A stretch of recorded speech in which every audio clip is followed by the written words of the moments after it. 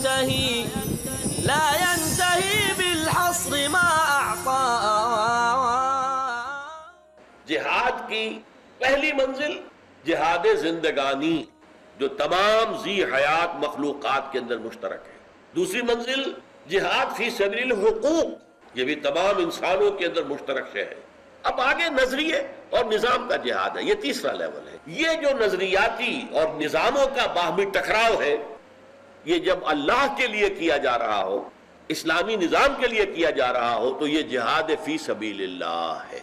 اب اس جہاد فی سبیل اللہ کے بھی 3 لیول ہیں، ان کو اچھی طرح آئیڈینٹیفائی کیجئے.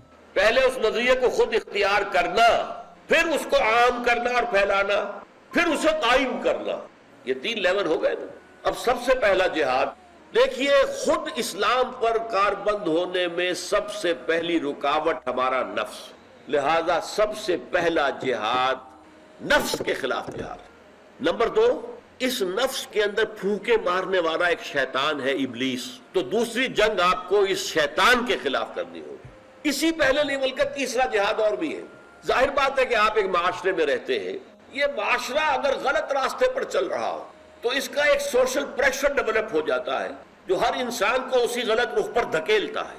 لہذا اس معاشرتی دباؤ کے خلاف جہاد کرنا بھی لازم ہوگا اگر آپ اللہ کے بندے بن کر رہنا چاہتے ہیں. نحمده ونصلي على رسوله الكريم، اما بعد فاعوذ بالله من الشيطان الرجيم. بسم الله الرحمن الرحيم. ادع الى سبيل ربك بالحكمة والموعظة الحسنة وجادلهم بالتي هي احسن. رب اشرح لي صدري ويسر لي امري واحلل عقدة من لساني يفقهوا قولي. جہاد فی سبیل اللہ کے ضمن میں پہلی منزل ہم نے سمجھی خود مسلمان بننے اور اللہ کے احکام اور رسول کے فرامین کے پابند رہنے کے لیے 3 جہاد جو کرنے پڑتے ہیں. پہلا جہاد نفس امارہ کے خلاف، دوسرا جہاد ابلیس اور اس کے لشکریوں کے خلاف، تیسرا جہاد بگڑے ہوئے معاشرے کے سوشل پریشرز کے خلاف.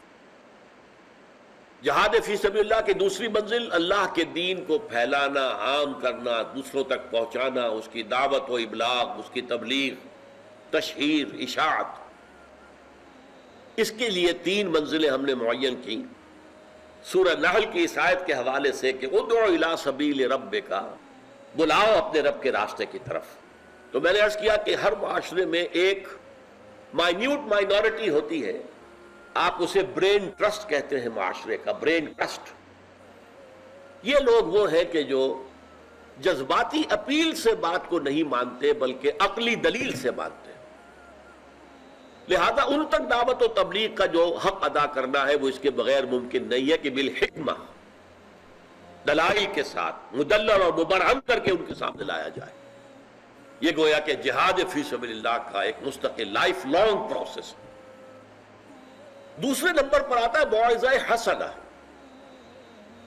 یہ ایک انسانی معاشرے کی عظیم اکثریت کا معاملہ ہوتا ہے. وہ انٹلیکچوئلز نہیں ہوتے، ان کے دماغوں میں کوئی خناس اور کوئی فطور نہیں ہوتا.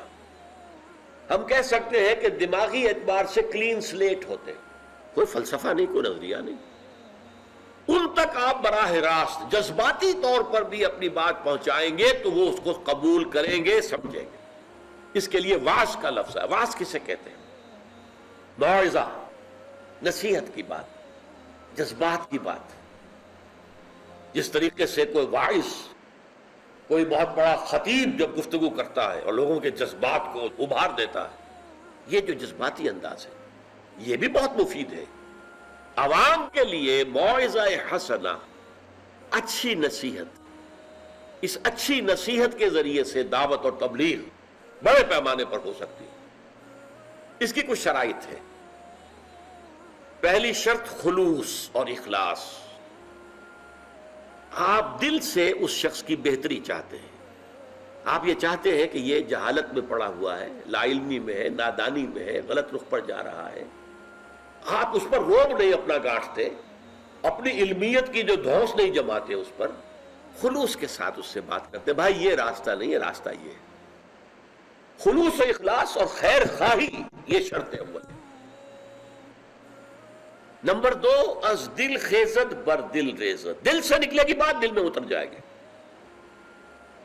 اور نمبر 3 آپ کا عمل اس کے خلاف نہیں ہونا چاہیے. آپ دوسرے کو خیر کی تعلیم دے رہے ہو، خود اس پر عمل پیرا نہ ہو، وہ پھر بیکار ہو جائے گا. نہ صرف بیکار ہو جائے گا، آپ اپنی دعوت کی نفی کر دیں گے، دعوت کو بدنام کر دیں گے. قرآن مجید میں یہ آیت موجود ہے سورہ بقرہ کے 5ویں رکوع میں، اتامرون الناس بالبر وتنسون انفسکم وانتم تتلون الکتاب افلا تعقلون.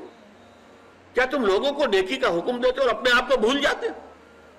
ذرا حالے کہ تم کتاب پڑھتے ہو تو کیا تم عقل سے کام نہیں لیتے؟ تو یہ شرطیں اگر پوری ہو جائیں، خلوص اور اخلاص کے ساتھ اور دوسرے کی خیر خواہی کے جذبے کے تحت بات کی جائے، تو چاہے آپ ٹوٹی پھوٹی زبان میں بات کریں، آپ کو بڑے خطیب نہیں ہیں، آپ کو بہت بڑے عالم آدمی نہیں ہے، لیکن از دل خیزت بر دل ریزت، دل سے نکلے گی بات وہ دل پہ اتر جائے گی. اور نمبر 2 اس میں خیر خواہی کا عنصر، اور نمبر 3 کرنے والا خود جو ہے وہ اس پر عمل پیرا. یہ ہے موعظۃ الحسنہ، اور یہ سب کے لیے آسان ہے. کوئی آدمی بھی یہ نہیں کہہ سکتا یہ کام میں نہیں کر سکتا. پہلا کام تو ظاہر بات ہے بہت ذہین لوگوں کے کرنے کا کام، بہت سمجھدار لوگوں کا، تعلیم یافتہ لوگوں کا، اور پھر یہ کہ اس میں پوری زندگی کھپے گی تب کہیں جا کر یہ بات ہوگی. یہ کام ہر وقت ہر انسان کر سکتا ہے. ایک دکاندار ہے، ایک ڈاکٹر ہے، ایک انجینئر ہے، اپنے ماحول میں، اپنے گھر میں، اپنے محلے میں، اپنے دفتر میں، اپنے پولیس میں آپ دعوت دے سکتے ہیں، ہمہ وقت دے سکتے ہیں، ہر وقت دے سکتے ہیں. بات بھی ہو رہی ہے، دعوت بھی چل رہی ہے، کام بھی ہو رہا ہے، دعوت بھی ہو رہی ہے. یہ تو آپ کے وجود سے پھوٹے گی دعوت. یہ سب سے بڑی سطح ہے. تو ادعو الی سبیل ربک بالحکمۃ والموعظۃ الحسنہ. اب تیسرا طبقہ آ رہا ہے وجادلہم باللتی احسن. جدال کرو ان سے اچھے طریقے پر. یہ اصل میں کون سا طبقہ ہے؟ دیکھیے کچھ گمراہ کرنے والے فرقے اور جماعتیں ایسی ہوتی ہیں جو اپنے مبلغوں کو بڑی زبردست ٹریننگ دے کر میدان میں ڈال دیتے ہیں، تنخواہیں دیتی ہیں بڑی بڑی. یہ نہیں کہ وہ خود کام کر رہے ہوتے ہیں. ان کا جواب دینا ظاہر بات ہے وہ بھی آسان کام نہیں ہے، اس کے لیے ٹریننگ کرنی ہوگی. خاص ایشوز انہوں نے اٹھا رکھے. اب عیسائیوں نے حضرت مسیح کا رفع سماوی اور پھر ان کا دوبارہ آنا اس کو اٹھا دیا. اب جب تک آپ اس پر پوری طرح ویل پریپیئرڈ نہ ہو، آپ اس عیسائی یا قادیانی مبلغ کے ساتھ بات نہیں کر سکتے. عام آدمی نہیں کر سکتا، اچھے مولوی نہیں کر سکتے. جب تک کہ خاص اس ایشو کے اوپر ختم نبوت پر انہوں نے بڑی بحثیں شروع کر دی. اب آپ کی اگر ٹریننگ نہیں ہے تو اس کے لیے بھی اسپیشلائزڈ لوگوں کی ضرورت ہے کہ جو ہر فیلڈ میں پھر ان کو تیار کیا جائے تاکہ وہ ان کا مقابلہ کر سکے، جس کو ہم مناظرہ کہتے ہیں. مناظرے کا لفظ قرآن میں نہیں آیا، مجادلہ آیا. جدال اور مجادلہ، جدل جھگڑا، جدال آپس میں جھگڑنا. وہی جہد سے جہاد، قتل سے قتال، جدل سے جدال. جدال کیا ہے؟ آپس میں جھگڑنا. ایک وہ دلیل دے رہے ہیں، آپ اس کا توڑ کرتے ہیں. آپ دلیل دیتے ہیں، وہ اس کا توڑ کرتے ہیں. یہ مناظرے ہوتے رہے، بڑے بڑے مناظرے ہوتے رہے.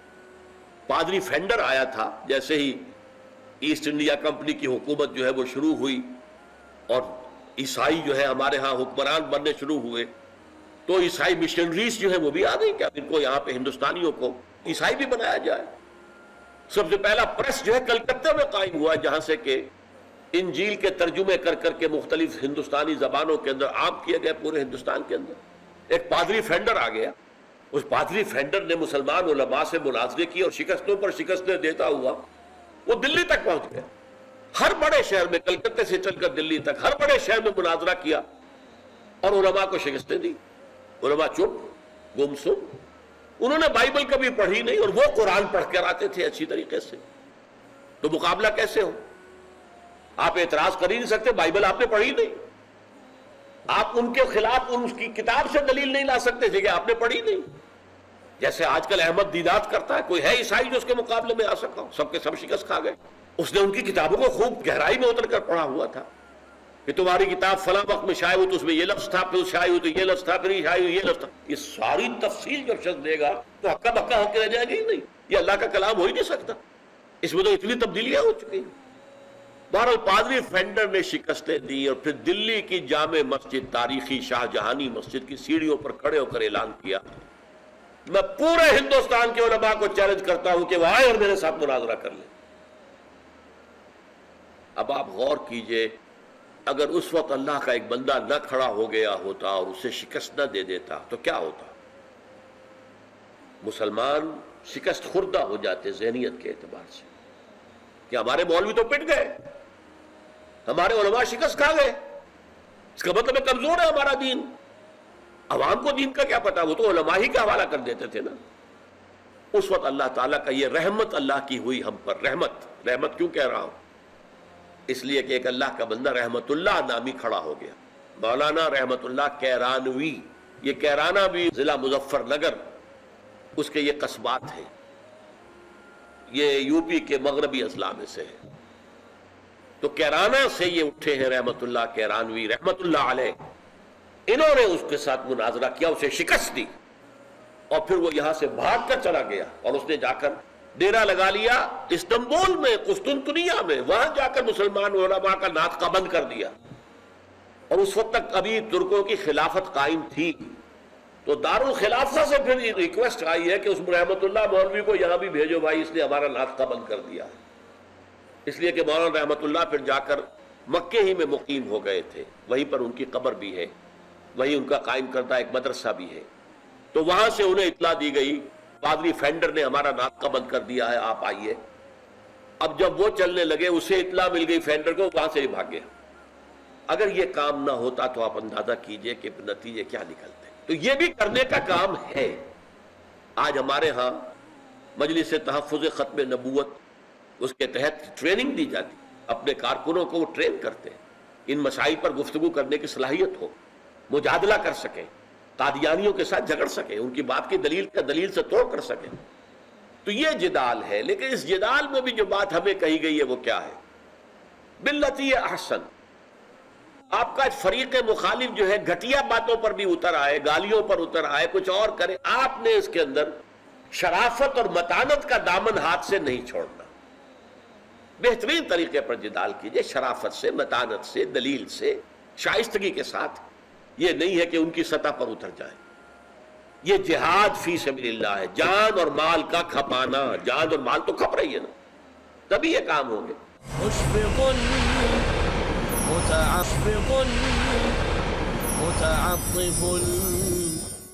اب آئیے تیسری منزل، اور وہ ہے دین کو قائم کرنا۔ مارکسزم کا ہدف کیا تھا؟ کمیونزم قائم کرنا، نظام برپا کرنا۔ ایمان کا تقاضا کیا ہے؟ اسلام کو قائم کرنا، اقیم الدین، دین کو قائم کرنا۔ اس کے لیے جو جہاد ہوتا ہے یہ پہلی دو منزلوں سے گزر کر ہوتا ہے۔ پہلی بات تو یہ نوٹ کیجئے، یہ ایسے ہی نہیں ہو جاتا بولڈ فرام دی بلو۔ اس کے لیے یہ پہلی دو منزلیں، نفس کے خلاف جہاد، شیطان لعین اور اس کی لشکر کے خلاف جہاد، بگڑے ہوئے معاشرے کے سوشل پریشرز کے خلاف جہاد، دعوت و تبلیغ اعلیٰ ترین علمی سطح پر، واعظ و نصیحت کی سطح پر، اور جدال باللتی احسن کی سطح پر۔ اب جو تیار ہو گئے آپ کے پاس گروہ، جو ایک جماعت تیار ہو گئی، وہ لوگ جو تن من دھن اس کام کے لیے وقف کرنے کو تیار ہیں، خود اللہ کے بندے بن چکے ہیں، آپ نے دعوت و تبلیغ کا حق ادا کر دیا ہے، اب آپ کھڑے ہوتے انقلاب کے لیے۔ اس کے بھی تین مرحلے ہیں۔ پہلا مرحلہ پیسو ریزسٹنس۔ شروع میں چونکہ آپ کی تعداد کم ہے، لہذا اگر وہ قتال شروع کر دیں گے تو 1 منٹ میں ختم کر دیے جائیں گے، لہذا پیسو ریزسٹنس، لوگوں کی مارے کھاؤ، خود جوابی کارروائی کوئی نہ کرو۔ No raising of hands even in self defence. 12 سال تک مکے میں حضور کا یہ حکم نافذ رہا۔ وہ تمہیں مار دیں، قتل کر دیں، تمہیں زندہ جو ہے جلا دیں، جو چاہے کریں، جھیلو، برداشت کرو، تمہارا کیا جاتا ہے؟ جنت تمہاری منتظر ہے۔ جان گئی اور سیدھے جنت میں پہنچ گئے، تمہارا نقصان تو کوئی نہیں۔ پیسو ریزسٹنس، صبر کرو، جھیلو، برداشت کرو، کوئی جوابی کارروائی نہیں۔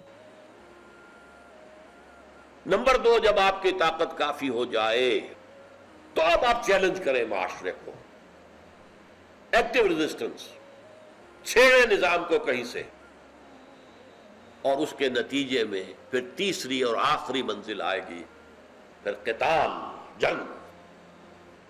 حضور کی سیرت مطہرہ کے اعتبار سے یہ 3 مرحلے جو ہیں آپ کو اچھی طرح سمجھ لینے چاہیے۔ پہلے 12 برس تک کیا کام ہو رہا تھا؟ مکے میں جہاد ہو رہا تھا، جاہدوا فی اللہ حق جہاد ہی، یہ تو مکی صورت ہے۔ سورہ حج جو ہے مکی ہے، سورہ عنکبوت ہم پڑھیں گے پھر آگے چل کر، مکی ہے۔ وَمَنْ جَاهَدَ فَإِنَّمَا يُجَاهِدُ لِنَفْسِهِ، اور اسی میں پھر وہ لفظ آیا ہے وَإِنْ جَاهَدَاكَ لِتُشْرِكَ بِي مَا لَيْسَ لَكَ بِهِ عِلْمٌ فَلَا تُطِعْهُمَا، اور آخر میں آیا ہے وَالَّذِينَ جَاهَدُوا فِينَا لَنَهْدِيَنَّهُمْ سُبُلَنَا۔ تو جہاد تو ہو رہا تھا مکے میں، لیکن وہ جہاد کیا تھا؟ پہلے اپنا نفس کا تزکیہ، اپنے نفس کو قابو میں لاؤ، دعوت اور تبلیغ پہنچاؤ لوگوں کو، اور پھر نمبر 4 کوئی جوابی کارروائی نہیں کرنی، قتل کر دیتے کر دے۔ اصبروا یا اہل یاسر فإن موعدکم الجنہ، اے یاسر کے گھر والوں صبر کرو، اس لیے کہ تمہارا جو مقام ہے، تمہارا جہاں تمہارے استقبال کی تیاریاں ہو رہی ہیں وہ جنت ہے، جنت میں تمہارے استقبال کی تیاریاں ہو رہی ہیں۔ یہ صورتحال، لیکن جب مدینے میں اللہ نے ایک بیس عطا کر دیا تو اب آپ نے چھیڑا ان کو، مشرکین مکہ کو، تو پیسو ریزسٹنس، ایکٹیو ریزسٹنس، اور اس کے نتیجے میں پھر جنگیں شروع ہو گئیں، جنگ بدر ہوئی، جنگ احد ہوئی، غزوہ احزاب ہوا، وغیرہ وغیرہ وغیرہ۔ یہ پھر قتال فی سبیل اللہ، یہ نویں منزل ہے، نوٹ کر لیجئے۔ یہاں جہاد جیسے پیرامڈ ہوتا ہے مصر کا، احرام مصر نیچے سے کتنا چوڑا، اوپر جاتے جائیں گے تنگ ہوتا جا رہا ہے، اوپر جا کر وہ ٹاپ دکھا گئی۔ بیس بہت چوڑا ہے جہاد کا، دعوت و تبلیغ بھی اس میں شامل ہے، بالحکمت بھی، بالموعظۃ الحسنہ بھی، جدال باللتی احسن بھی، اپنے نفس کے خلاف جہاد بھی شامل ہے، بلکہ وہ سب سے اہم ہے، اس لیے کہ سب سے بنیادی بات وہی ہے۔ اور پھر معاشرے کے خلاف جہاد ہے، نظریاتی تصادم ہے، یہ سب ہو رہا ہے۔ ہوتے ہوتے ہوتے ہوتے 15ویں سال جا کر وہ قتال کی شکل بن گئی، قاتلوا فی سبیل اللہ الذین یقاتلونکم، جنگ کرو اب اللہ کے راستے میں ان سے کہ جو تم سے جنگ کر رہے ہیں۔ یہ قتال نویں منزل ہے جہاد فی سبیل اللہ، تو نوٹ کر لیجئے، بلند ترین منزل قتال فی سبیل اللہ ہے، اور چونکہ یہ بلند ترین منزل ہے اسی لیے کہا گیا اسی سورہ صف میں ان اللہ یحب الذین یقاتلون فی سبیلہ صفا کانہم بنیان مرصوص، یقیناً اللہ تعالیٰ محبت کرتا ہے اپنے ان بندوں سے جو اس کی راہ میں جنگ کرتے ہیں ایسے صفے باندھ کر جیسے سیسا پلائی ہوئی دیوار ہے۔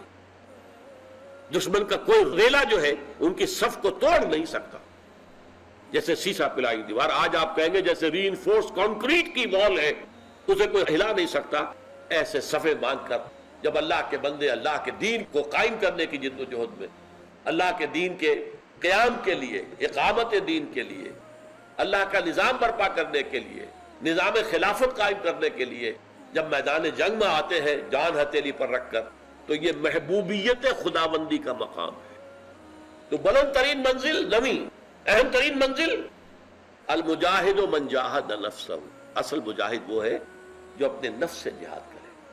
اگر یہ کام آپ نے نہیں کیا اور کود گئے نویں منزل پر، تو اول تو یہ کہ کہیں نیچے گریں گے، ہاتھ پاؤں ٹوٹیں گے آپ کے، اور یا نمبر یہ ہے کہ آپ کا وہ جہاد قتال خالص نہیں ہوگا، وہ آپ کی نفسانیت کے لیے ہوگا، وہ اپنا جوہر شجاعت دکھانے کے لیے۔ حضور سے پوچھا گیا، حضور کوئی شخص ہے جو جنگ کرتا ہے اپنی بہادری کا اظہار کرنے کے لیے، شجاعت، کوئی شخص ہے جو جنگ کرتا ہے کسی عصبیت کی وجہ سے۔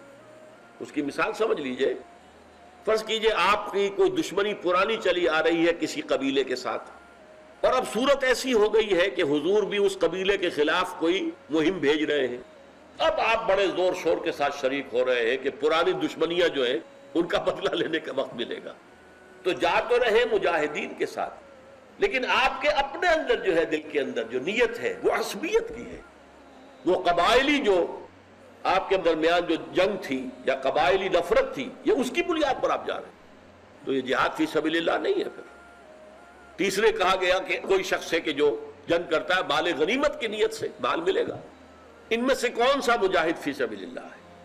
آپ نے فرمایا ان میں سے کوئی بھی مجاہد فی سبیل اللہ نہیں، چاہے وہ حضور کے ساتھ ہو کر جنگ کر رہا ہو، لیکن ہر شخص کا معاملہ اپنی نیت کے اعتبار سے۔ آپ نے فرمایا مجاہد صرف وہ ہے من قاتل لتکون کلمۃ اللہ ہی العلیٰ، تاکہ اللہ کی بات سب سے اونچی ہو جائے، اس ایک غرض کے سوا کوئی غرض نہ ہو، کوئی ذاتی دشمنی نہ ہو، کوئی حصول مال غنیمت کا مقصد پیش نظر نہ ہو، کوئی اپنی شجاعت اور بہادری کا جو ہے مظاہرہ کرنا پیش نظر نہ ہو۔ جب تک کہ ان چیزوں کی نفی نہیں ہوگی وہ جہاد ہے ہی نہیں۔ گویا کہ پہلی منزل کچی رہ گئی تھی آپ کی، آپ کے نفس کا تزکیہ نہیں ہوا تھا۔ آپ کا نفس جب تک کہ اس حد تک نہ آ جائے کہ سوائے اللہ تعالیٰ کی محبت اور اللہ کی رضا کے کوئی اور شے جو ہے موٹیویٹ نہ کرے آپ کو، اس وقت تک تو آپ مجاہد فی سبیل اللہ بن نہیں سکتے۔ تو یہ ہے در حقیقت جہاد فی سبیل اللہ کے مراحل۔ البتہ جیسا کہ میں نے آپ سے عرض کیا، جائز جنگیں اور بھی ہو سکتی ہیں، جہاد فی سبیل اللہ انہی مراحل سے ہو کر گزرے گا، یہ 9 منزلوں میں سے ہو کر پہنچے گا، وہ ہوگا جہاد فی سبیل اللہ خالص۔ جائز جنگیں اور بھی ہو سکتی ہیں، کسی مسلمان ملک کے اوپر کوئی غیر مسلم جو ہے وہ حملہ کر دیتا ہے، اس میں دفاع کریں گے، وہ بھی جہاد ہے، اور اس میں جان دینی شہادت ہے۔ جیسا کہ میں نے کہا مال کی اپنی حفاظت کرنا بھی شہادت ہے اگر اس میں جان دینی پڑ جائے، لیکن اسے جہاد فی سبیل اللہ نہیں کہیں، وہ ہے دفاع کا، اپنا ملکی دفاع ہے جو آپ کرنا چاہ رہے ہیں۔ تو اس طریقے سے جہاد زندگانی سے ہم نے بات شروع کی، جہد للبقاء، اسٹرگل فار ایگزسٹنس، پھر struggle to get your freedom, your rights, and then the struggle in the name of some ideology, in the name of some system of life۔ یہاں ایمان کی بنیاد پر جو جہاد فی سبیل اللہ ہے اس کی پھر 9 منزلیں ہیں۔ اللہ تعالی ہمیں توفیق عطا فرمائے کہ ہم اس کی ابتدائی منزل سے شروع کر کے اور ہدف اپنے سامنے رکھیں آخری منزل تک پہنچنے کا۔ درمیان میں موت آ جائے تو ہم اپنی نیت کی بنیاد پر اللہ کے ہاں ہمارا جو ہے شمار ہوگا، انما الاعمال بالنیات وانما لکل امرئ ما نوی۔ نیت وہ ہو، عزم وہ ہو، ہدف وہ ہو، شروع یہاں سے کیا جا رہا، اور اسی میں کسی درمیانی مرحلے پر موت آ گئی تو آپ مجاہد فی سبیل اللہ اللہ کی نگاہ میں شمار ہوں گے۔ اور آپ کے جیسے کہ فرمایا گیا سورہ نساء میں، کوئی شخص مکے سے چل پڑا ہے مدینے ہجرت کی نیت سے، راستے میں موت آ گئی، فقد وقع اجرہ علی اللہ، اس کا اجر، اس کا ثواب اللہ کے ذمہ قائم ہو گیا۔ وہ تو نکل پڑا تھا گھر سے اپنے گھر بار کو چھوڑ کر مدینے پہنچنے کے لیے ہجرت کی نیت کے ساتھ، راستے میں موت آ گئی، کوئی پرواہ نہیں، وہ اللہ کے ہاں مہاجر ہی شمار ہوگا اور ہجرت کا پورا اجر و ثواب اسے مل جائے۔ تو اللہ تعالیٰ اس معنی میں ہمیں جہاد کی توفیق عطا فرمائے۔ اور بالکل شروع کی باتیں پھر ذہن میں تازہ کر لیں، جہاد نہیں تو ایمان نہیں، اور جہاد نہیں تو جہنم سے چھٹکارا پانے کی امید موحو۔ یہ جہاد فرض عین ہے، ہر حال میں زندگی کا، بندہ مومن کی زندگی کا ایک جزو لازم ہے۔ مشفق متعطف سبح للہ ما فی السماوات وما فی الارض وهو العزیز الحکیم۔ یا ایھا الذین آمنوا لم تقولون ما لا تفعلون کبر مقتا عند اللہ ان تقولوا ما لا تفعلون ان اللہ یحب الذین یقاتلون فی سبیلہ صفا کأنہم بنیان مرصوص۔ سب سے پہلے تو یہ بات ذہن میں مستحضر کر لیجئے کہ مطالعہ قرآن حکیم کے جس منتخب نصاب کا سلسلے وار درس یہاں ہو رہا ہے، ہم اس کے کس مقام پر ہیں۔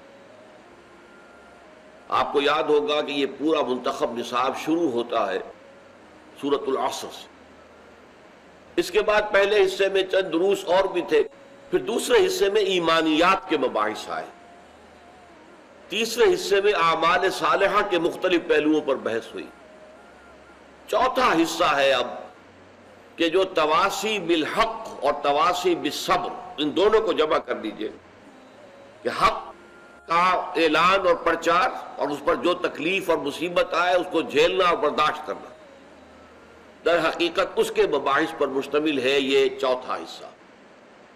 اس کے ضمن میں بھی بقیہ اب تک جو مقامات ہم نے پڑھے ہیں ان میں جو اصطلاحات آ چکی ہیں وہ ذہن میں تازہ کر لیں۔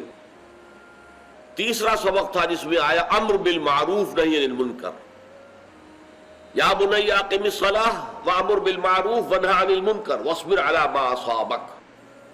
حضرت لقمان کی نصیحتوں میں جو انہوں نے اپنے بیٹے کو کی تھی اپنے انتقال کے وقت، اس میں نہایت جامع وصیت یہ بھی تھی کہ اے میرے بچے نماز کو قائم رکھیو اور نیکی کا ہمیشہ حکم دیجو، بدی سے روکتا رہیو، اور پھر جو بھی تکلیف آئے اس کو جھیلیو، برداشت کیجو، واصبر علی ما اصابک۔ پھر اسی کے ضمن میں ایک اس طرح آئی دعوت الی اللہ، ومن احسن قولا ممن دعا الی اللہ وعمل صالحا وقال اننی من المسلمین، اللہ کی طرف دعوت دینا۔ پھر اسی کے ضمن میں ایک اصطلاح آئی جہاد فی اللہ وجاہدوا فی اللہ حق جہادہ۔ اس سے پہلے سورہ حجرات میں جہاد فی سبیل اللہ ایمان کا لازمی جز، انما المؤمنون الذین آمنوا باللہ ورسولہ ثم لم یرتابوا وجاہدوا باموالہم وانفسہم فی سبیل اللہ۔ حقیقی مومن، سچے مومن تو صرف وہی ہیں جو ایمان لائے اللہ پر اور اس کے رسول پر، پھر شک میں بالکل نہیں پڑے اور انہوں نے جہاد کیا اللہ کی راہ میں، کھپائے اس میں اپنے مال بھی اپنی جانیں۔ یہ سورہ مبارکہ جو ہے سورہ صف، یہ قرآن حکیم کی چھوٹی صورتوں میں سے ہے، کل 14 آیتیں ہیں، لیکن جہاد و قتال فی سبیل اللہ کے تمام مضامین کو جامع طور پر ان 14 آیتوں نے اپنے اندر سمو لیا ہے۔ اس اعتبار سے یہ قرآن مجید کی اہم ترین صورتوں میں سے ہے۔ دوسری بات یہ نوٹ کرنے کی ہے تمہیدی اعتبار سے کہ آپ کو معلوم ہے قرآن مجید میں کبھی پہلے مکی صورت آ گئی، پھر مدنی صورتیں آ گئیں، پھر مکی صورتیں ہیں، پھر مدنی صورتیں ہیں، پھر مکی صورتیں ہیں، پھر مدنی صورتیں ہیں، یہ ترتیب ہے۔ یہ نہیں ہے کہ پہلے تمام وہ صورتیں کہ جو مکے میں آئی تھی، نازل ہوئی تھی، ان کو جمع کر دیا گیا ہو، اس کے بعد پھر جو مدنی صورتیں وہ جمع کر دی جائے۔ مدنی صورتیں قرآن حکیم کے کل حجم کا 1/3 بنتی ہیں، تقریباً 10 پارے کے لگ بھگ، اور مکی صورتیں 2/3 ہیں، 20 پارے کے لگ بھگ، لیکن یہ آپس میں انٹرسپرسڈ ہیں، ان کو علیحدہ علیحدہ نہیں رکھا گیا، اور اس سے 7 گروپ وجود میں آتے ہیں۔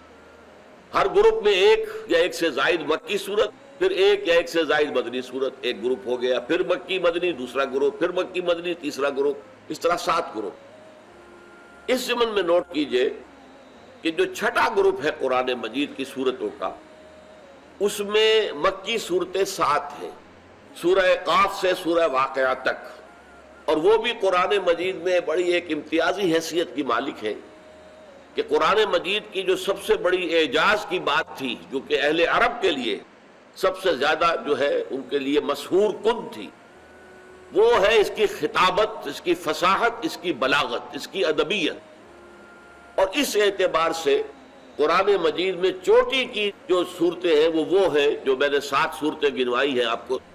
سورہ قاف ہے، سورہ زاریات ہے، سورہ طور ہے، سورۃ النجم ہے، سورۃ القمر ہے، پھر سورۃ الرحمن ہے، سورۃ الواقعہ ہے، یہ 7 صورتیں ہیں۔ یہ 7 صورتیں جو ہیں در حقیقت قرآن مجید میں ادبی اعتبار سے، فصاحت اور بلاغت، اس کے اعتبار سے یہ اس کا نقطہ عروج ہے۔ اس کے بعد جو مدنی صورتیں آتی ہیں یہ 10 ہیں، اگرچہ چھوٹی ہے تو 10 صورتوں سے بھی 1.25 پارہ بنتا ہے قرآن مجید کا۔ یہ سورہ حدید سے شروع ہوئی، سورہ حدید ہے، پھر سورہ مجادلہ ہے، پھر سورہ حشر ہے، پھر سورہ ممتحنہ ہے، پھر سورہ صف ہے جو آج ہم شروع کرنے لگے ہیں، پھر سورہ جمعہ ہے، پھر سورہ منافقون ہے، پھر سورہ تغابن ہے، پھر سورۃ الطلاق ہے، پھر سورۃ التحریم ہے۔ 10 سورت۔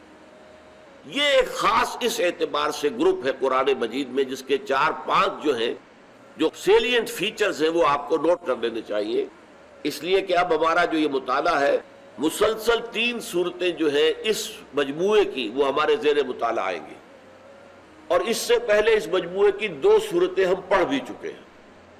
سورہ تغابن ہم نے پڑھی ہے جو ہمارا دوسرا حصہ تھا ایمانیات کے مباحث پر مشتمل. سورۃ التحریم ہم نے پڑھی ہے تیسرے حصے میں جو اعمال صالحہ کی تشریح اور تفصیل پر مشتمل ہے. اس میں عائلی زندگی، خاص طور پر خاندان کے سربراہ کی کیا ذمہ داری ہے، کیا حیثیت ہے، اس پر بحث ہوئی تھی. اب یہ تین صورتیں، سورۃ الصف، سورۃ الجمعہ اور سورۃ المنافقون، یہ ایک ترتیب کے ساتھ ہم پڑھیں گے. ان صورتوں کے بارے میں چند باتیں نوٹ کر لیجئے. نمبر 1، یہ قرآن مجید میں مدنی صورتوں کا تعداد کے اعتبار سے سب سے بڑا گروپ ہے. 10 مدنی صورتیں کسی اور جگہ پر قرآن مجید میں یکجا نہیں ہیں. پہلا گروپ جو ہے اس میں اگرچہ 4 بہت طویل صورتیں ہیں. سورہ بقرہ 40 رکوع 286 آیات، پھر سورہ آل عمران 200 آیات، پھر سورہ نساء، سورہ مائدہ. یہ کوئی 6.25 پاروں پر مشتمل ہے یہ 4 صورتیں، جبکہ آپ کو معلوم ہونا چاہیے کہ یہ 10 صورتیں ہیں اور یہ صرف 6 پارے پر مشتمل ہے. لیکن تعداد میں ظاہر بات ہے کہ 10 کا عدد زیادہ ہے 4 کے مقابلے میں.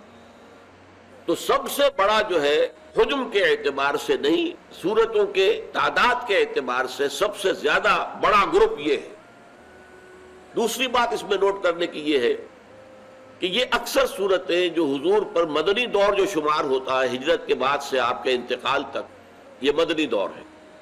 تو مدنی دور کو بھی اگر 2 حصوں میں آپ تقسیم کریں گے تو 5 سال اور 5 سال بنیں گے، کیونکہ 10 سال ہے کل مدنی دور. ان 10 سالوں میں سے آخری 5 سال جو ہے، پچھلے 5 سال، ان میں یہ صورتیں نازل ہوئی، سوائے ایک کے کہ سورۃ الحشر جو ہے وہ پہلے 5 سالوں میں آئی ہے، تیسرے سال میں آئی ہے. لیکن باقی جو ہے 9 کی 9 صورتیں سن 5 کے بعد 6، 7، 8، 9 اس میں نازل ہوئی. تیسری بات نوٹ کرنے کی یہ ہے کہ ان صورتوں میں خطاب تمام تر امت مسلمہ سے ہے.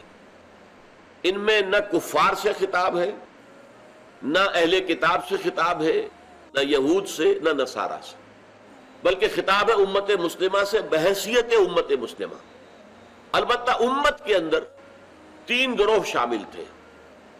ایک مومنین صادقین، سچے مومن، جن کی تعریف سورہ حجرات میں ہم پڑھ چکے ہیں. جن کی تعریف کیا ہے؟ الذین آمنوا باللہ ورسولہ ثم لم یرتابوا وجاہدوا باموالہم وانفسہم فی سبیل اللہ. یہ تو نیوکلیس تھا امت مسلمہ کا، اہم ترین حصہ. پھر اس میں کچھ ضعفاء بھی تھے، کمزور لوگ بھی تھے. ان کے دل میں نفاق تو نہیں تھا، لیکن ایمان اتنا مضبوط نہیں تھا کہ ہر مرحلے کے اوپر وہ ثابت قدم رہ سکے. کبھی کوتاہی ہو جاتی تھی. تو جس میں اندر اچھے کام بھی ہو رہے ہیں، کبھی کوئی برا کام بھی ہو گیا. ان کو ہم ضعفاء کہتے ہیں، کمزور لوگ، ضعیف الایمان لوگ. اور تیسرے منافقین. منافقین بھی امت میں شامل تھے، اس لیے کہ قانونی طور پر مسلمان تھے. آپ کو معلوم ہے، میں نے پہلے بھی کئی مرتبہ عرض کیا ہے، پورے قرآن مجید میں یا ایھا الذین نافقوا کے الفاظ کہیں نہیں آئے، اے منافقوں کہیں نہیں آئے. منافقین سے بھی خطاب ہوتا تو یا ایھا الذین آمنوا، اس لیے کہ ایمان کے وہ دعوے دار تھے. وہ کہتے تھے ہم مومن ہیں، ہم مانتے اللہ کو، رسول کو، قرآن کو، کتاب کو، سب کو مانتے ہیں. اس لیے یہ سمجھ لیجئے کہ امت مسلمہ کے 3 حصے ہوئے: مومنین صادقین ایک انتہا پر، منافقین دوسری انتہا پر، اور بین بین ضعفاء. ایمان کمزور تھا، چلتے تھے، کبھی گر پڑتے تھے، پھر اٹھتے تھے، پھر چلتے تھے، پھر گر پڑتے تھے. تو یہ 3 طبقات جو ہے یہ ہے اصل میں مخاطب. یہی وجہ ہے کہ چوتھی بات یہ نوٹ کیجئے کہ ان صورتوں میں 2 باتیں آپ کو ضرور ملیں گی. ایک تو زجر، ڈانٹ ڈپٹ. مسلمانوں تمہیں کیا ہو گیا؟ تم ایمان کے دعوے دار ہو، کر کیا رہے ہو؟ ذرا سوچو، اپنے گریبانوں میں جھانکو. تم جو کچھ کر رہے ہو وہ تو ایمان کے تقاضے پورے نہیں ہو رہے. تو یہ جو ایک طرح کی ملامت، ایک طرح کی زجر و توبیخ، ڈانٹ ڈپٹ، وہ ان صورتوں میں آپ کو ملے گی مشترک. اور دوسرے یہ کہ اس میں بطور نشان عبرت یہ بات دکھا دی گئی کہ دیکھو تم سے پہلے بھی ایک امت تھی، امت مسلمہ. وہ تھے یہود. لیکن ان یہود کا کیا حشر ہوا؟ جب ان کے قول و عمل میں تضاد آ گیا تو اللہ تعالیٰ کا غضب ان پر نازل ہو گیا. وہ اس جگہ سے جو ہے ہٹا دیے گئے، معزول کر دیے گئے اور تمہیں اس مقام پر لایا گیا ہے. کہیں ایسا نہ ہو کہ تم بھی انہی کے نقش قدم پر چلو. تو یہ دو چیزیں اس میں جو آپ کو ملے گی کہ ان صورتوں کے اندر قدر مشترک کے طور پر. مشفق متعطف. آج جو امت مسلمہ کی شکل میں ہم موجود ہیں، ہم میں مومنین صادقین کی تعداد آٹے میں نمک کے برابر بھی نہیں ہے، اور ظاہر بات ہے منافقین بھی نہیں ہے. خدا نے خواستہ ہم اللہ کے اس کے رسول کے دشمن بھی نہیں ہے، لیکن ضعفاء کی اکثریت ہے. ایمان پختہ نہیں، ایمان قوی نہیں، ایمان کے تقاضوں کو پورا کرنے کی آمادگی نہیں. اس اعتبار سے آج کی امت مسلمہ کے لیے خطاب کے اعتبار سے یہ صورتیں اہم ترین ہیں. یہ قرآن مجید کا حصہ جو سورہ الحدید سے شروع ہوتا ہے اور سورہ تحریم پر ختم ہوتا ہے، 10 صورتیں، یہ موجودہ امت مسلمہ کی ہدایت اور رہنمائی کے لیے اہم ترین حصہ ہے قرآن مجید کا. اب آئیے بسم اللہ کرتے ہیں ہم اس تمہید کے بعد. سبح للہ ما فی السماوات و ما فی الارض. یہ بات بھی نوٹ کر لیجئے کہ ان 10 صورتوں میں سے 5 صورتوں کا آغاز ہوتا ہے تسبیح رب، چاہے وہ ماضی کے صیغے میں ہے سبح للہ ما فی السماوات و ما فی الارض، چاہے وہ 2 صورتوں میں مضارع کی شکل میں یسبح للہ ما فی السماوات و ما فی الارض. چنانچہ یہ جو جوڑا ہے، مرکزی جوڑا ہے، ان 10 صورتوں میں 5 جوڑے بنتے ہیں. ان 5 جوڑوں میں مرکزی جوڑا یہ ہے سورۃ الصف و سورۃ الجمعہ. اور یہاں یہ بات بہت نمایاں ہے کہ سورہ صف شروع ہو رہی ہے ماضی کے صیغے میں اللہ کی تسبیح، سبح للہ ما فی السماوات و ما فی الارض. اور اس کا جوڑا جو ہے سورہ جمعہ مضارع سے آ رہا ہے یسبح للہ ما فی السماوات و ما فی الارض. اب تسبیح کسے کہتے ہیں؟ آسمان اور زمین میں جو کچھ ہے اللہ کی تسبیح کر رہا ہے. تسبیح ہم کہتے ہیں سبحان اللہ سبحان اللہ سبحان اللہ سبحان اللہ. ہم جب یہ کہتے ہیں تو یہ تسبیح ہے. ہم سبحان ربی العظیم سبحان ربی العظیم سبحان ربی العظیم یہ ہم رکوع میں کہتے ہیں، اس تسبیح ہے. سبحان ربی العلیٰ سبحان ربی العلیٰ سبحان ربی العلیٰ ہم سجدے میں کہتے ہیں، یہ تسبیح ہے.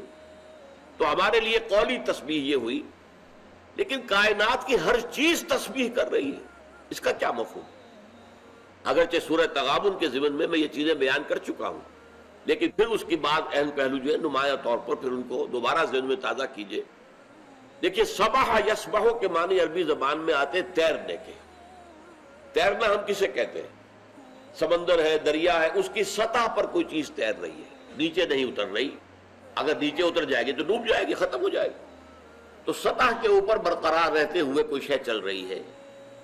اسی طریقے سے اس فضا میں یا خلا میں، کائنات میں ہر شے کا جو ایک مدار معین ہے اس پر وہ تیر رہی ہے. اس سے ذرا ہٹے گی تو کائنات میں زلزلہ عظیم آ جائے گا. اس لیے کہ آپ کو آج تو معلوم ہے سائنس کے اعتبار سے کہ ان کے درمیان جو کشش ثقل ہے اور وہ جو ایک دوسرے کو یہ کھینچے ہوئے ہیں، تو اس کا ایسا بیلنس ہے کہ جس کی وجہ سے یہ نظام اپنی جگہ پر قائم ہے. اور یہ بیلنس فاصلوں کے حساب سے، ذرا سا فاصلہ کم ہو جائے 2 کروں کے درمیان تو وہ ایک کرہ جو ہے بڑا وہ چھوٹے کو کھینچ لے گا، دھس جائے گا. جیسے سورہ قیامہ میں ہم پڑھ چکے ہیں وَجُمِعَ الشَّمْسُ وَالْقَمَرُ، جب وہ الساعہ وہ گھڑی آئے گی قیامت کی تو چاند اور سورج جو علیحدہ علیحدہ یکجا ہو جائیں گے، بلکہ چاند سورج میں دھس جائے گا، سورج جو ہے چاند کو کھینچ لے گا. لیکن یہ کہ اگر ہر شے اپنے مدار کے اوپر تیر رہی ہے تو یہ ہے اس وقت کی کیفیت کے جو نارمل ہے. تو گویا کہ کسی شے کا اپنی سطح کو برقرار رکھنا، سبح یسبح. اب اس سے بنے گا فعل متعدی، سبح یسبح. کسی شے کو، کسی ہستی کو اس کی سطح پر برقرار رکھنا، یہ ہے اللہ کی تسبیح. کہ اللہ کو اس مقام پہ اپنے ذہن میں رکھا جائے کہ وہ ہر ضعف سے، ہر کوتاہی سے، ہر احتیاج سے، ہر عیب سے پاک ہے، منزہ ہے، اعلیٰ ہے، عرفہ ہے، مبرہ ہے. یہ ہے تسبیح. اللہ تعالی ہر ضعف سے، ہر احتیاج سے، ہر کمزوری سے، ہر عیب سے، ہر تقصیر سے پاک ہے، اعلیٰ ہے، منزہ ہے، عرفہ. اس میں کہیں کوئی کمی نہیں، نہ اس کی طاقت میں، نہ اس کی حکمت میں، نہ اس کے علم میں.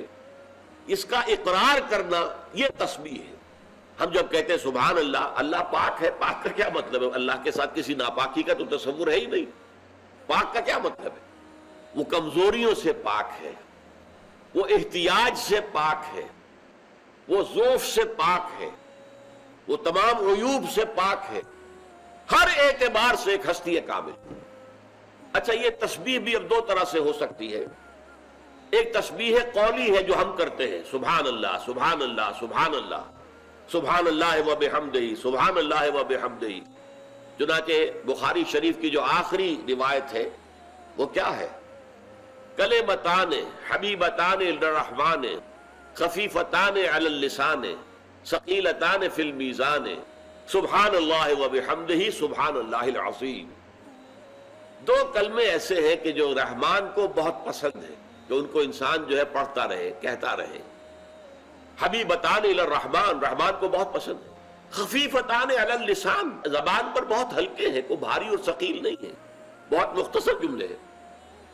ثقیلتان فی المیزان، قیامت میں جو میزان اعمال ہوگی اس میں بہت بھاری ثابت ہوں گے وہ، کہ ان کے اندر بڑا وزن ہوگا۔ اور وہ کیا ہے؟ سبحان اللہ و بحمدہ سبحان اللہ العظیم۔ پاک ہے اللہ اور اپنی حمد کے ساتھ ہے، اور پاک ہے اللہ عظمت والا۔ تو یہ جو پاکی کا ہم اقرار کرتے ہیں، یہ در حقیقت جس کو تسبیح قولی کہیں گے ہم۔ تسبیح حالی کیا ہے؟ کہ کوئی شے اپنے وجود سے اس بات کا اقرار کر رہی ہو۔ اس کی میں مثال دیتا ہوں آپ کو۔ آپ دیکھتے ہیں کوئی ایگزیبیشن ہے، کسی مصور کی تصاویر لگائی دی گئی ہیں، آپ دیکھ رہے ہیں بڑے غور سے۔ یہ تصویر جو ہے یہ مصور کے کمال فن کا اظہار ہے۔ در حقیقت گویا کہ اگر تصویر بہت عمدہ ہے تو وہ زبان حال سے اپنے مصور کی تعریف کر رہی ہے کہ میرا مصور بہت ہی ماہر فن ہے، اپنے فن کے اوپر قوت حاصل ہے، مقدرت حاصل ہے۔ تو یہ گویا کہ پوری کائنات جو ہے، جو اللہ تعالیٰ کی تخلیق ہے، اللہ کی مصوری ہے جو تم دیکھ رہے ہو۔ یہ کس نے بنائے ہیں؟ پھول، یہ پھول پتے، یہ درخت، یہ شجر و حجر، یہ کائنات، یہ سیارے، یہ ستارے، یہ گیلیکسیز کس نے بنائی؟ یہ تمام مخلوقات زبان حال سے اللہ کی تسبیح کر رہی ہے۔ وہ اپنے زبان حال سے اس بات کا اعلان کر رہی ہے کہ ہمارا خالق، ہمارا مالک، ہمارا مصور اللہ تعالیٰ جو ہے وہ کمال علم، کمال حکمت، کمال صناعی، کمال مصوری کا حامل ہے۔ یہ ہے تسبیح حالی جو کائنات کا ذرہ ذرہ کر رہا ہے۔ جیسے کہ شیخ سعدی کا ایک سادہ سا شعر ہے کہ برگ درخت آنے سبز در نظر ہوشیار، ہر ورق دفتر است از معرفت کردگار۔ کہ یہ جو درختوں کے پتے ہیں سبز، جو دیکھنے والی آنکھ ہے اس کے لیے ہر پتا جو ہے معرفت رب کا ایک بہت بڑا دفتر ہے۔ ان کو دیکھ کر انسان سمجھ سکتا ہے کہ کائنات کا خالق، اس کی حکمت میں کوئی کمی نہیں، اس کے علم میں کوئی کمی نہیں، اس کی قدرت میں کوئی کمی نہیں، جس نے یہ کائنات بنائی ہے۔ تو اس معنی میں سبح للہ ما فی السماوات و ما فی الارض، اللہ کی تسبیح کرتی ہے ہر وہ شے جو آسمان میں ہے اور ہر وہ شے جو زمین میں ہے۔ وَهُوَ الْعَزِيزُ الْحَكِيمُ، اور وہ ہے زبردست اور کمال حکمت والا۔ یہ دو اسماء جو ہے اللہ کے، العزیز اور الحکیم، ان صورتوں میں بہت تکرار کے ساتھ آئے، بہت تکرار کے ساتھ آئے۔ اگلی صورت میں پھر آئیں گے، یسبح للہ ما فی السماوات و ما فی الارض الملک القدوس العزیز الحکیم۔ یہ العزیز الحکیم، یہ دو اللہ کے نام جو ہے یہ اس اعتبار سے بڑے اہم ہیں۔ العزیز وہ ہستی جس کا اختیار مطلق ہے، جس کے اختیارات پر کوئی چیکس اینڈ بیلنسز نہیں ہے، کوئی لیمیٹیشن نہیں ہے۔ آپ کو معلوم ہے ہم دنیا میں جو ملکوں کے دستور بناتے ہیں تو دستوروں میں چیکس اینڈ بیلنسز کا اہتمام کیا جاتا ہے۔ کہیں ایسا نہ ہو کہ کسی جگہ پر اختیار اتنا ہو جائے کہ پھر وہ اختیار جو ہے بے راہ ہو جائے، گمراہ ہو جائے، غلط راستے پر چل پڑے۔ اس پر چیکس ہونے چاہیے، چیکس اینڈ بیلنسز۔ اس لیے کہ ہم دنیا میں کسی کو بھی نہیں سمجھ سکتے کہ وہ خطا سے مبرہ ہے۔ تو یہ چیکس اینڈ بیلنسز کا نظام ہوتا ہے دستور کے اندر، جو بہت اہتمام سے رکھا جاتا ہے۔ اس لیے کہ کہا کیا جاتا ہے، یہ ایکسیم ہے پولیٹیکل سائنس کا، authority tends to corrupt and absolute authority corrupts absolutely۔ یہ جو اختیار ہے، اس اختیار میں ایک ٹینڈنسی ہے، ایک رجحان ہے کرپشن کا. جہاں اختیار ہوگا اس کے غلط استعمال ہونے کا امکان پیدا ہو جائے گا. اختیار ہے، فطور دماغ کے اندر پیدا ہو جائے گا، وہ اختیار کو غلط استعمال کرے گا. اور ایبسولوٹ اتھارٹی جہاں آ جائے تو پھر ایبسولوٹ کرپشن ہو جائے گی. لیکن یہ ہے کہ اللہ تعالیٰ کا اختیار ایسا ہے، وہ العزیز بھی ہے، لیکن اس کو ساتھ اس کو بیلنس کرنے والی بات کیا؟ الحکیم ہے، کمال حکمت والا. اس کا اختیار حکمت کے ساتھ استعمال ہوتا ہے، وہاں پر کوئی کرپشن کا امکان نہیں ہے. بلکہ چونکہ وہ جہاں العزیز ہے زبردست، وہاں وہ الحکیم بھی ہے، کمال حکمت والا، لہذا اس کا اختیار حکمت کے ساتھ استعمال ہوتا ہے. یہ دونوں جب لفظ اسماء حسنہ جڑ کر آتے ہیں تو اس سے تصور مکمل ہوتا ہے. حاکم اعلیٰ اس کائنات کا اللہ ہے، سروری زیبا فقط اس ذات بے ہمتا کو ہے، حکمراں ہے ایک وہی، باقی بتانے حاضری. هو علی کل شیء قدیر، العزیز، المتکبر، المتعال، یہ سارے نام اس کے ہیں. لیکن اس کے ساتھ اس کی حکمت، الحکیم، کمال حکمت کے ساتھ اس کے اختیارات استعمال ہوتے ہیں، لہذا اس کے غلط ہونے کا کہیں کوئی امکان نہیں. بس اس نشست میں اسی پہلی آیت پر ہم اکتفا کریں گے. بارک اللہ لی ولکم فی القرآن العظیم ونفعنی وإیاکم بالآیات والذکر الحکیم. رب الرحیم